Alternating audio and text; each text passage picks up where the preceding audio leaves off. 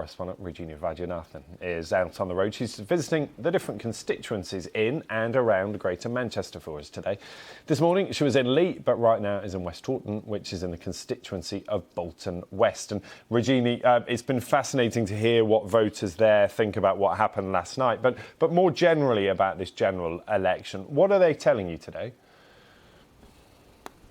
I think one thing that struck me first of all, just talking to people here in Bolton West, is just how disengaged and disillusioned people here are with the political process. I was in a pub earlier and I spoke to about half a dozen or more people who said that they were sick of all politicians of every colour and every shade, every persuasion, and a lot of people said they're just not going to vote. I'd say, through the course of the afternoon, more people said that they didn't want to vote rather than that they did in this particular seat. And Bolton West is a bellwether. So goes Bolton West, so goes the nation. It was Conservative in the last general election. The polls are putting things very close so far. One of the latest opinion polls gives Labour the edge here. So it really does give you a sense that there's everything to play for here. A lot of people didn't even want to come on camera. They said what they'd say to me wouldn't be publishable, which gives you an idea of the strength of feeling here.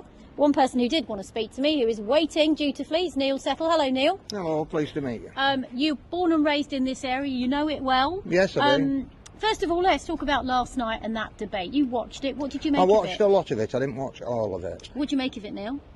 Well, they were both coming up with all sorts of rubbish. But I did not like the way a question was answered. They were both asked a question: if you had a loved one on a waiting list for an operation, would you pay for it? Richie Sunak said yes. Keir Starmer said no. In my opinion, he was bloody well lying. Oh, language. No, I'm sorry about that. That's all right. No, so what? Why do you think that? Because I don't trust him. I don't think you could trust him. So you don't trust Keir Starmer? No, I do not trust him, and I do not trust either of them with immigration. So who did you vote for in the last election? I voted Conservative in the last election. And what are you thinking this time? I think it'll either be Conservative or Reform.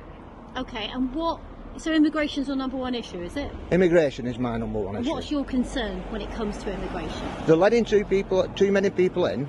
They're creating problems with our infrastructure, hospitals, everything. They say they're curing it by bringing nurses in. They're bringing their families in, and it's creating a bigger problem. What about the fact that so much of the NHS relies on the proud tradition of immigration? I quite agree, and I believe that part of it is that. But it's an excuse to bring them in. Is your doctor Indian? From India?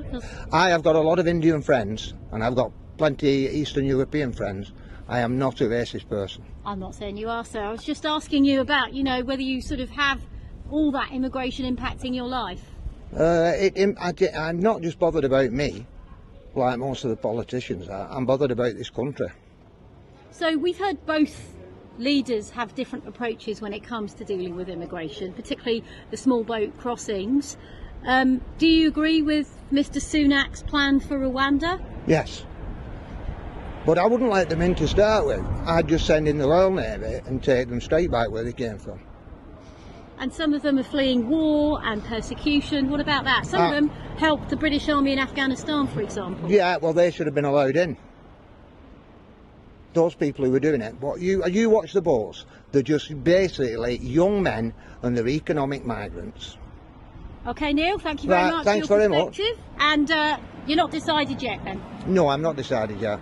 OK. But I will not be voting for Keir Starmer. You won't be voting for Labour, OK? Right. What Neil said's quite interesting, because actually a lot of people I've spoken to here, we're going to go into another shop now and speak to someone else, but a lot of people we've spoken to, Ben, are leaning towards reform here. And so actually when we have a dialogue about Labour, Conservative in a swing seat, it is important to acknowledge, certainly from what I've found today, that there are a lot of people who don't feel that either of the main political parties are actually addressing their concerns. Some frank views there from Neil about what he thought on immigration.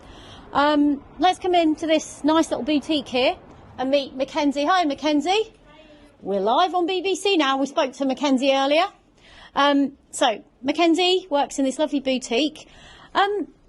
You haven't totally made up your mind, but you did watch the debate last night. So let's get your take on what you thought.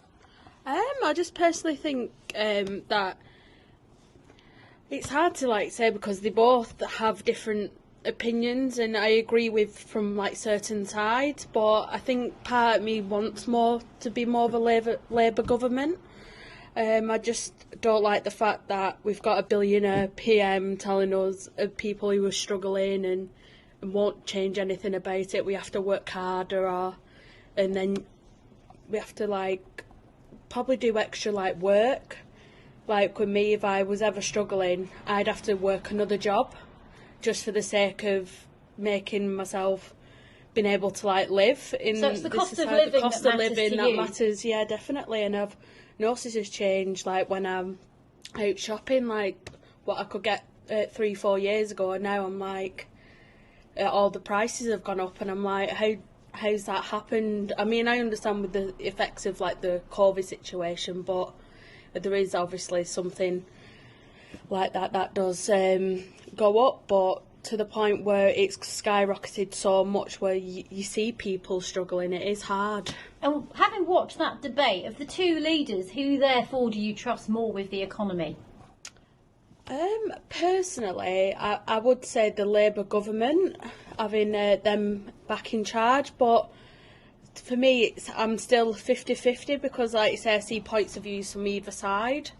There's certain things what Rishi does say, and then obviously I agree with a lot of what the Labour government are saying, so it's still a bit 50-50 yet. Quite a lot of people around here, Mackenzie, have said immigration's a big issue for them. They want less immigration into.